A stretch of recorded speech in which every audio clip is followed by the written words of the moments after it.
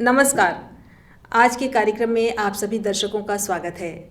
आप देख रहे हैं कार्यक्रम संवाद कार्यक्रम में आज हम बातचीत करेंगे समाज सेवी सविता रथ से। सविता रथ आदिवासियों के बीच लगातार काम कर रही हैं। उनके लिए जल, जंगल, ज़मीन से जुड़े मुद्दों पर औद्योगिक संस्थानों से उनके अधिकारों को दिलाने के लिए लगातार सक्रिय हैं और काम कर रही हैं। सविता जी, आपका कार्यक्रम में स्वागत है। नमस्कार। सबसे पहले आप हमें अपने बारे में बताइए और ये भी बताइए कि आप समाज सेवा के क्षेत्र में कब से जुड़ी और कैसे इससे जुड़ाव हुआ।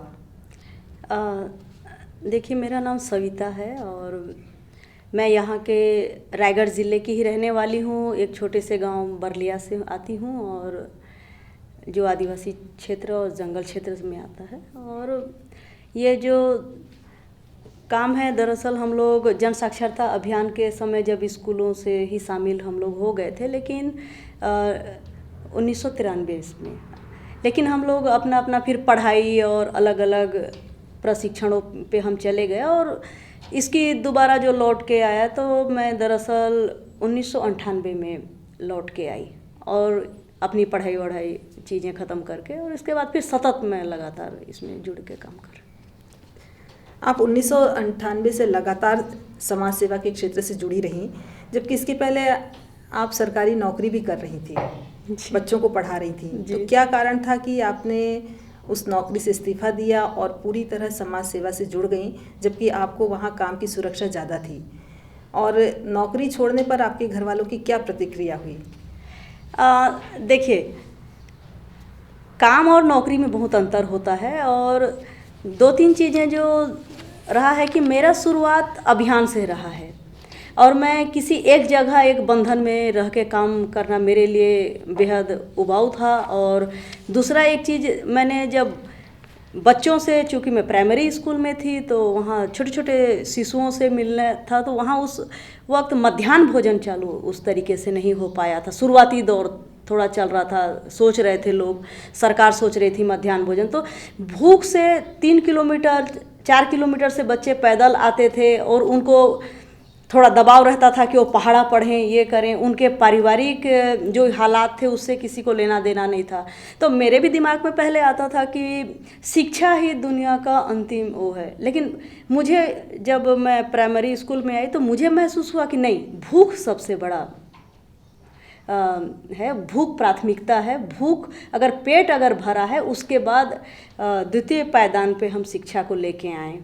प्रथम में तो कतई नहीं आ सकता खाली पेट बच्चों को डांटना या दूसरे अन्य हमारे जो साथी शिक्षक थे उन जो पुराना पद्धति के अनुसार उनको मुर्गा बनाना, ये करना, थोड़ा सजा देना, तो वो मुझे नहीं लगा। मैं हमेशा वैकल्पिक शिक्षा और खेल खेल में शिक्षा की पक्षधर रही, जिसके कारण जो जिस गांव में थी उस गांव के जो प्रबुद्ध लोग हैं, जो वहाँ के मेन मुखिया जो थे, उनको नहीं पसंद आया मेरा पढ़ाने का तरीका, मेरी सोच उनको नहीं उस वक्त पसंद आई। तो मुझे लगा कि नहीं, मुझे जिन जगह से ये बच्चे आते हैं उनके, मैं ये बच्चे मेरे स्कूल तक आ रहे थे आज तक, अब मैं उनके घर तक जाऊँगी। रायगढ़ जिले में कोयले के विशाल भंडार हैं। सरकार अपने फ़ायदे के लिए वहाँ से आदिवासियों को विस्थापित कर रही है और लगातार विस्थापन जारी है। तो विस्थापन के पहले जो जनसुनवाई होती है, जनसुनवाई में आदिवासियों, यानी जनसुनवाई जो होती है उसमें आदिवासियों पर क्या प्रभाव पड़ता है और जनसुनवाई जो की जाती है उसमें सरकार की क्या भूमिका होती है? देखिए, जनसुनवाई बहुत ही बाद का प्रक्रिया है। दरअसल जन सुनवाई रायगढ़ के अंदर जिस तरीके से उसको अभी तक किया जाता रहा है, और जन सुनवाई सामाजिक क्षेत्र के लोगों ने, जैसे जन सुनवाई और सरकार के लोगों के बीच हमेशा से ये विरोधाभास रहा है, एक दूसरे के विचार और एक दूसरे के कार्यकलापों पर एक दूसरा बातचीत चलते रहता है। वास्तव में नियमों का यहाँ पे रायगढ़ के अंदर घोर उल्लंघन हुआ है। जन सुनवाई को दरअसल जिनके लिए जन सुनवाई करवाया जा रहा है उनकी समझ से परे है। जन सुनवाई तो आपका अंतिम है। दरअसल हम जहाँ पे ये जिन परियोजनाओं को ये देखते हैं, बड़े बड़े परियोजनाएं सरकार लेके आती है, निजी उद्योग उसमें अपना योगदान देते हैं ऐसे उनके परियोजनाओं पे अपना काम करने के लिए देखेंगे। और ज़्यादातर अनुसूचित क्षेत्र के लोग रहते हैं, वो आदिवासी क्षेत्र में, और ज़्यादातर उनके संसाधनों के लिए होता है। तो ये जो जन सुनवाई होती है, दरअसल जन सुनवाई दो तरीके की होती है। आप जन सुनवाई किसी भी मुद्दे का कर सकते हैं, आप रोजगार गारंटी कर सकते हैं, पेंशन कर सकते हैं, राशन कर सकते हैं, बैंकों की जन सुनवाइयाँ कर सकते हैं, आप कुछ भी कर सकते हैं। लेकिन ये जो जन सुनवाई की बात हम कर रहे हैं, ये जन सुनवाई सीधे सीधे पर्यावरणीय प्रभाव आकलन की बात करता है। और जैसे आप पर्यावरणीय प्रभाव आकलन की जब बात करते हैं तो पर्यावरणीय मुद्दों के जो तकनीकी हैं कि इतना पॉइंट वो जहरीला गैस आएगा, इतना फ्लाई रखा जाएगा, उसका जो तकनीकी बिंदु है वो पूरी तरीके से जो प्रभावित क्षेत्र के लोग हैं उनको नहीं पता होता। और दरअसल जन सुनवाई होने से पहले अनुसूचित क्षेत्रों में जहाँ पे पेशा कानून लागू है, उस पेशा क्षेत्र में ग्राम सभा से धारा 4 लगना चाहिए, लगा के उसको उनसे अनुमति लेने की बात है। और इससे भी पहले एक चीज़ जो आता है उस सामाजिक प्रभाव आकलन, उसको हम SIA बोलते हैं, सोशल इम्पैक्ट असेसमेंट रिपोर्ट की बात हम कर रहे हैं, जहाँ पे दो चीज़ें हैं, एक समाज में इस परियोजना के लिए क्या प्रभाव पड़ेगा, दूसरा इस पर्यावरण के लिए क्या प्रभाव पड़ेगा। तो जहाँ SIA बनाने की बात आती है, अभी तक किसी भी कंपनी ने उस तरीके से, जैसे SIA के नियम कानून कहते हैं कि आप गर्भ में पल रहे बच्चे तक के आपको उसमें उसके प्रति क्या प्रभाव पड़ेगा, आपको रिपोर्ट होना चाहिए, उसके स्वास्थ्य के प्रति, उसके रोजगार के प्रति, उसके भविष्य के प्रति, उसके पुनर्वास एवं पुनर्वसन की जब बात आती है, तो इन तमाम चीज़ों के डिटेल देने के बाद वो रिपोर्ट्स जमा होता है जिला कलेक्टर के पास।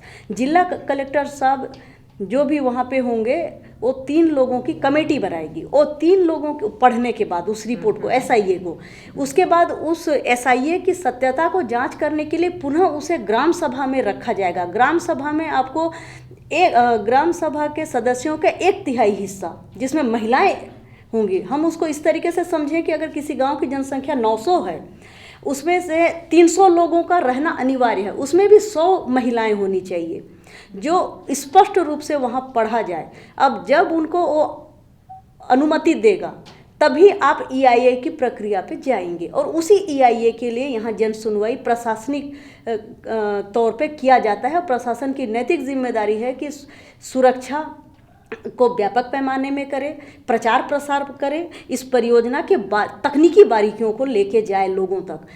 तो ये यहाँ पे नहीं होने के कारण और थोड़ा सा लोगों में उस तरीके से, इन अंग्रेजी में बड़ी बड़ी EIA रिपोर्ट्स होती है, हम लोग हिंदी भाषी लोग हैं, हिंदी भी जब हम जिस क्षेत्र की बात कर रहे हैं जहाँ बड़ी परियोजनाएं होती हैं, आदिवासी क्षेत्र होते हैं, वहाँ हिंदी में भी अगर तकनीकी भाषा करते हैं तो बहुत न्यूनतम रहता है। हाँ, तो वो अपना मतामत कैसे देंगे।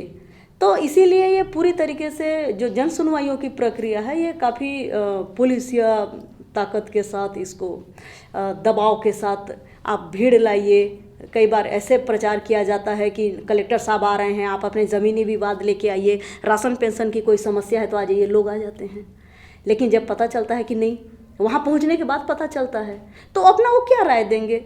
और जन सुनवाई की बात आपको एक और स्पष्ट बता दूँ कि जन सुनवाई जो है वो आपका वोटिंग नहीं है कि आप अगर 1000 लोगों को बुला लिया, उसमें से 800 लोगों ने समर्थन कर दिया, हाँ कर दिया, हाँ मेरा नाम ये है और मैं इसका समर्थन करता हूँ, उसकी कोई अहमियत नहीं है। या 500 लोग जाके विरोध कर दें तो भी उसकी कोई अहमियत नहीं है।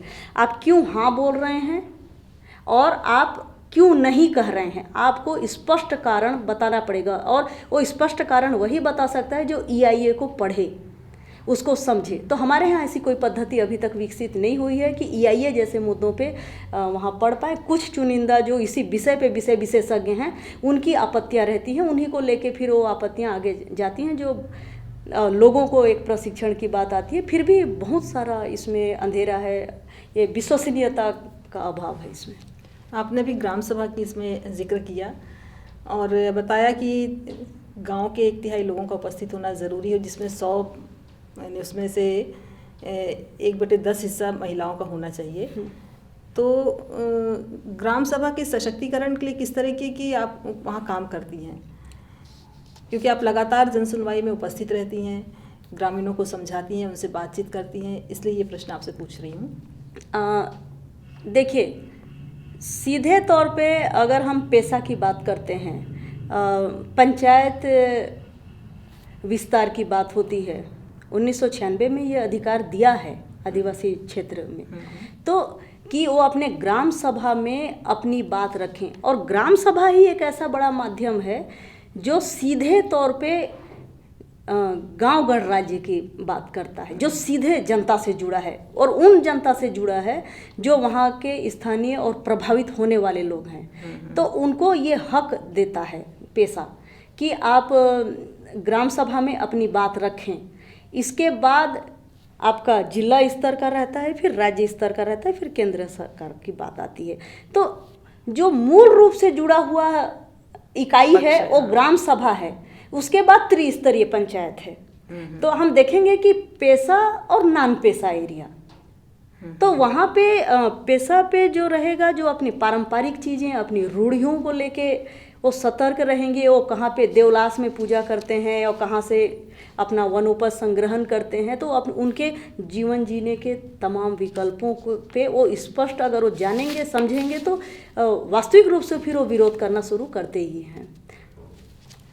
अच्छा, अभी आपने बताया कि जैसे आदिवासी समूह जो है वो जंगलों से जुड़ा हुआ है और उसके ऊपर निर्भर भी है, तो जब इस तरीके के वहाँ औद्योगिक संस्थान आते हैं तो उनको वंचित होना पड़ता है या विस्थापन के कारण वो उनसे अलग हो जाते हैं, तो उनको किस तरीके की आर्थिक दिक्कतें होती हैं महिलाओं को खासकर, और उनके लिए क्या योजनाएं लागू की जा रही हैं आने वाले समय में?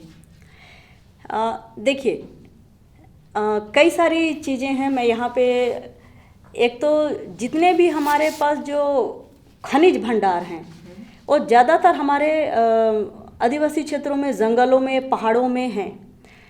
और हम अगर देखते हैं कि इन संसाधनों में छोटे छोटे एक जातीय समूह रहता है, उपजातीय समूह रहता है, जो वहाँ अपना पूरा जीवन शैली अपने तरीके से जीता है, वन ग्राम होते हैं, तो सीधे प्रभाव उनके आजीविका पे होता है, उनको विस्थापित किया जाता है, उनको समझ नहीं रहता वो अपना विरोध कर पाएँ, तो इस तरीके की उनको काफ़ी दिक्कत होता है। और अगर हम देखें कि रायगढ़ के अंदर उस तरीके का कोई आदर्श पुनर्वास नीति अभी तक सरकार ने ऐसे लोगों के लिए नहीं दिया है। और दरअसल आदिवासी क्षेत्रों में ये स्पष्ट है कि आप घर के बदला घर देंगे, ज़मीन के बदला ज़मीन देंगे, जंगल के बदला जंगल आपको डेवलप करके देना पड़ेगा, तब कहीं आप उनको कर पाएंगे। क्योंकि उनका पूरा जीवन जो है, उनको जीने के तरीके जो मालूम है अब तक के, वो जल, जंगल, ज़मीन, जानवर है, इससे अलावा कुछ ज़्यादा नहीं है। वो अपने जीवन के ताने बाने उसी से बुन के रखते हैं। तो इसीलिए हम आपको बता दें कि लगातार हम लोगों से बात करते रहते हैं, उनके साथ बैठते हैं, उन तक पहुंचते हैं। थोड़े छोटे छोटे जो प्रशिक्षण सामग्री जो सरल भाषा में हो, सीधे चित्रों के द्वारा, उनको फिल्मों के द्वारा, ऐसे में कई सारे छोटे छोटे वीडियो भी बना के उनको स्क्रीनिंग करा के उनको दिखाते हैं कि, और अलग जगह जहाँ पे इस तरीके के लोग सवाल कर रहे हैं, तो ये तमाम दिक्कत उनके साथ रहता है कि उन तक हम एक तो लोग नहीं पहुंच पाते, और दूसरा चीज़ है कि बेहतर पुनर्वास एवं पुनर्वसन की अभी तक उस संवेदना के साथ, उस अपनापन के साथ उनके लिए नहीं करना भी एक बड़ा समस्या है। यानी लगातार विस्थापन के बाद वो भटकने के लिए मजबूर हो जाते हैं क्योंकि उनका स्थायी तौर पर पुनर्वास नहीं होता है। इसलिए अभी आप लोगों ने गारे में कोयला सत्याग्रह जो चलाया, लगातार कई वर्षों से चल रहा है, जिसकी चर्चा कई जगह पर है, तो ये कोयला सत्याग्रह की बात आप लोगों के दिमाग में कैसे आई और ग्रामीणों को इस बात के लिए आपने कैसे तैयार किया?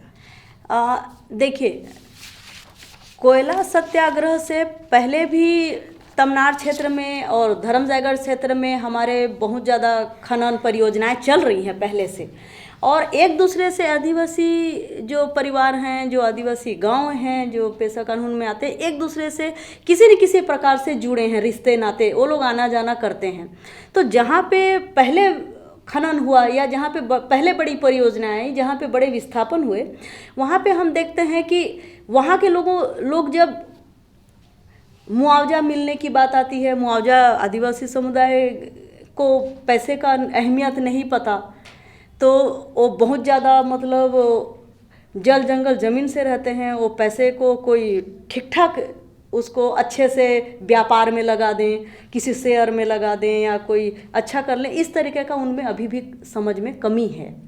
तो वो उनको खेत नहीं मिले जहाँ वो खरीदने गए, मुआवजा की राशि भी इतनी कम थी कि वो अन्य जगह नहीं ले पाए, तो ये एक दूसरे देने के बाद सीधे सीधे विरोध करने लगे कि नहीं, जितना खनन परियोजनाएं हैं उस खनन परियोजनाओं को पहले ठीक करें, उसके जो भी आपके जो कमियां हैं, जो भी गलतियां हैं, उसको पहले ठीक करें।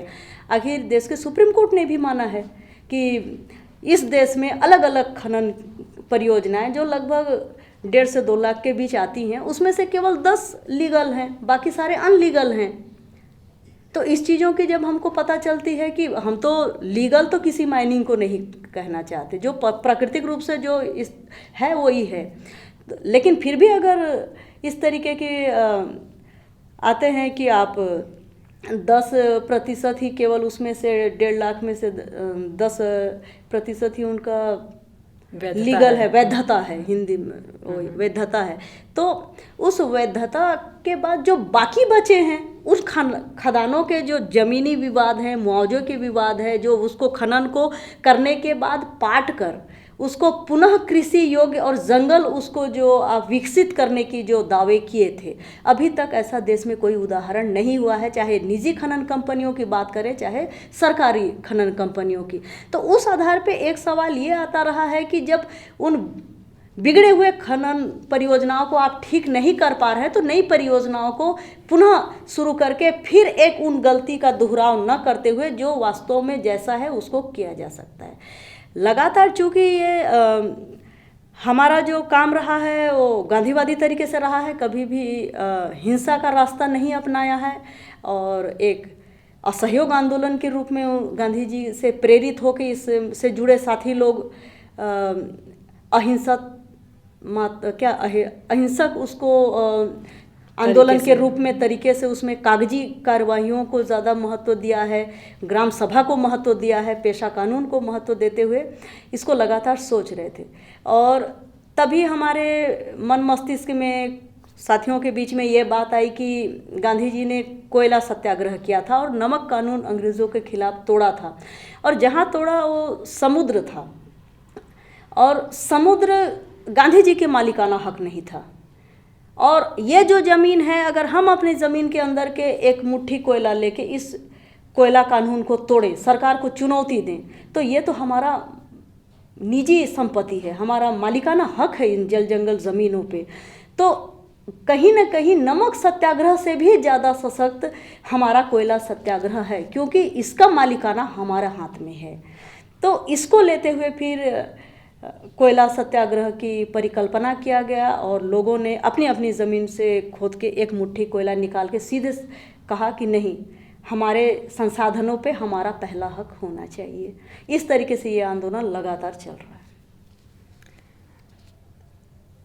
सरकार ने 2005 में मज़दूरों के लिए मनरेगा योजना लागू की, और इस कारण लागू की कि जिस क्षेत्र के मज़दूर हैं वो वहाँ से कम पलायन करें और अपने क्षेत्र में रहकर ही रोज़गार के साधन उनको मिले। तो क्या ये योजना अपने लक्ष्य तक सफल हुई?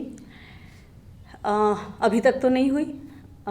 जो स्पष्ट हम देख रहे हैं, चूँकि मैं 2004 से रोज़गार गारंटी कानून की मांग से लेके अभी तक जुड़ी हुई हूँ कहीं न कहीं, और रोज़गार गारंटी को मज़दूरों के लिए एक गारंटी का, एक हक की बात हम करते रहे हैं। और रोज़गार गारंटी एक ऐसा अधिनियम है 2005 जिसमें आप बीमा की बात कर सकते हैं, हक देता है आपको कि आप सरकार से मांग करें कि हाँ मुझे मजदूरी चाहिए।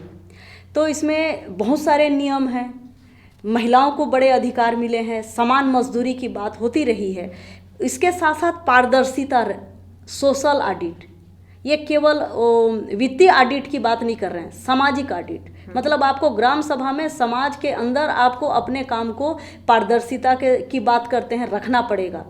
आपको एकक मजदूरों के साथ वहाँ पे आपको मास्टर रोल के साथ देखना पड़ेगा, कार्यस्थल में वो सुविधाएं रखना पड़ेगा, महिलाओं को ध्यान में रखते हुए विकलांगों की रोजगार की बात आती है। इस तरीके से कई किस्म की अच्छी चीज़ें रही हैं, लेकिन सरकारों ने अभी तक उसको उस तरीके से नहीं लेके जा पाए जिससे मजदूर जो हैं स्थानीय मजदूरी उनको उपलब्ध हो सके, वो भी गारंटी के साथ, हक के साथ, सम्मान के साथ। और हम देखते हैं इसमें दो तरीके की चीज़ें हैं। एक, स्थानीय संसाधनों का निर्माण करना, जैसे भूमि सुधार जैसे काम है, छोटे छोटे आपके जो जल निकायों को सफाई करके जो छोटे छोटे झीरियाँ हैं, नाला है, इसमें पानी की बात करते हैं, जंगल लगाने की बात करते हैं। तो उन चीज़ों को जो रोजगार मूलक चीज़ें रही हैं वो कहीं ना कहीं कागजी रही हैं, वो कहीं ना कहीं केवल अवार्ड लेने तक एक आध मॉडल के रूप में दिखा दीजिए, बाकी पूरा राज्यों में उसका कोई कहीं उस तरीके से नहीं रहा है। अभी हम देख रहे हैं कि जब से कोरोना की बातें हुई और इतने सारे देश के अंदर मज़दूरों का जो एक पलायन हुआ और वो लोग वापसी आने की बात, गांव पे अपने जल जंगल ज़मीन पे वो लौटना चाह रहे हैं, तो उस स्थिति में अभी रोज़गार गारंटी से मजबूत और कोई विकल्प हमको नज़र नहीं आता है कि स्थानीय पंचायतें अपने लोगों को वहीं पे एक नया रोज़गार सृजन करें और उस पूरे संसाधन स्थानीय स्तर पे उन्हीं लोगों के उपभोग के लिए वो शामिल होगा। तो कहीं न कहीं जो पिछली गलतियां सरकारें करती रही हैं अलग अलग राज्यों में, कहीं बेहतर आंध्रा में थोड़ा ठीक ठाक किया उन्होंने। और इसके साथ इसमें दो तरीके का, एक काम की पारदर्शिता, सही समय में मजदूरी भुगतान की बात, मजदूरी भुगतान के मामले पे ही इसको ख़त्म किया गया है इस रोज़गार गारंटी को। कि आज भी अगर हम देखेंगे तो पिछले 5 साल का कोई मजदूर, कोई ऐसा आंकड़ा मिल ही जाएगा जो बोल देगा कि नहीं हमको मजदूरी 5 दिन का नहीं मिल पाया है। तो उन चीज़ों से, उन गलतियों से अभी वर्तमान में अगर सीखा जाए और सामाजिक क्षेत्र के लोग, मीडिया के लोग और ऐसे संवेदनशील लोग, सरकारें एक साथ मिलकर अगर इसको ठीक ठाक करें तो ऐसे भविष्य के लिए एक सुरक्षित रोजगार के आयाम तो पैदा करता है, एक गारंटी देता है। तो काफ़ी मजबूती के साथ अभी कोविड-19 को दूरियों को बनाते हुए ये काम हम अभी लगातार कर रहे हैं। रायगढ़ ज़िले के आसपास बहुत सारे गांव हैं जिसमें बड़े रामपुर और चिरई पानी, जहां पर सिलिकोसिस जैसी बीमारी, लाइलाज बीमारी बहुत भयंकर रूप में दिखाई दे रही है। ये बीमारी कैसे हुई और इस गांव के लोग इससे पीड़ित हैं, तो क्या सरकार इनके लिए कोई सुविधा या कोई ऐसी योजना है जिससे ये इनका बचाव हो सके या लोग इससे पीड़ित ना हो, लागू की है? देखिए, सबसे पहला तो बड़े रामपुर और चिरई पानी माइंस जो है ये क्वार्ट्ज माइनिंग है और ये सीधा सीधा सील का पत्थर को इसमें खनन होता रहा है, जो अभी फिलहाल बंद है। हमारे विरोध करने में और बहुत सारे न्यायालयी प्रक्रिया में हम लोग जाके उसको बंद करा दिए, लेकिन ऐसे ये कई सारे अनुमतियों के ऊपर सवाल पैदा करता है कि इनको किस तरीके से अनुमतियाँ मिलती हैं जो लोगों के लिए जानलेवा साबित होता है। दूसरा बड़ा चीज़ है कि वहाँ के जो मजदूर आते हैं वो कौन से वर्ग के लोग आते हैं, ज़्यादातर भूमिहीन, गरीब और आपके अशिक्षित हैं। हाँ, वो अपने कहना चाहिए कि जो थोड़े से शहरी मजदूर भी गए, बाहर से भी इन्होंने मजदूरी बुलाया, तो एक बहुत बड़ा होशियार वर्ग और एक बहुत ही अंधेरे में रहने वाला वर्ग, इन दोनों को साथ में जोड़ दिया गया। इसमें कोई उस तरीके की सरकार की भूमिका, पारदर्शिता, उस तरीके का कोई नियम कानून को कड़ाई से लागू करने की लापरवाही के कारण कई लोगों के जान से हाथ धोना पड़ा। और वैसे यहाँ पे अगर हम देखें तो केवल सिलिका वाला समस्या नहीं है, जहाँ पे कोयले खदान है वहाँ भी बहुत सारी अलग अलग किस्म की बीमारियाँ नए देखने को मिल रही हैं, चाहे आप स्किन की बात हो, आँखों की बात हो, गर्भाशय की बात हो, स्तन कैंसर की बात हो, यहाँ तक कि आपके मस्तिष्क की बात हो, कई सारे अवसादों की बात हो, तो उसमें एक बड़ा रिसर्च और फिर उसको साबित करने की बात आती है। और केवल ये माइनिंग तक ही नहीं है, इसको क्रशिंग मतलब पिसाई की भी बात होती है, वहाँ पे भी लोग प्रभावित होते हैं। तो जब ग्राम सभा में अनुमति की बात आती है तब ऐसे कंपनियां स्पष्टता के साथ या सरकार नहीं रख पाती है, तभी ये चीज़ें बड़ी दुर्घटनाएं होती हैं। सरकार, छत्तीसगढ़ सरकार में अभी इसका सिलिकोसिस पे अभी कानून तो बना है और श्रम एवं स्वास्थ्य विभाग इसमें काफ़ी सहायता और उसको देख रेख और निगरानी कर रहा है कि ज़्यादा से ज़्यादा लोग सिल्का जैसे पत्थरों के खनन को एक तो बंद हो, और ऐसे जहाँ जहाँ सिल्का की बातें आती हैं, चाहे पत्थर घिसाई की बात हो, वो हार्वेस्टर बनाने की बात हो, जहाँ पे ये बड़े बड़े हीरे और ये माइनिंग और क्रशिंग और जो गहने बनते हैं, उन चीज़ों में थोड़ा सा सतर्कता रहने की बात है, क्योंकि सिलिकोसिस लाइलाज बीमारी है। इसके अलावा भी हम देखते हैं तो यहाँ फ्लोराइड युक्त पानी है, क्योंकि ज़्यादा खनन हो जाने के कारण फ्लोराइड पानी पे आ गया है, जो आपको अस्थि और आपके दांत, इस तरीके से जो नवजात बच्चे हैं उनके अस्थियों पे, ये तमाम चीज़ें अभी समस्याएं तो आ रही हैं स्वास्थ्य जैसे भी। लेकिन मुद्दा यह है कि सरकार उस तरीके से स्वास्थ्य के प्रति उतने रिसर्च और उतने अध्ययन और तकनीकी ज्ञान वाले लोगों के साथ ऐसा कुछ नहीं कर पा रहा है जिससे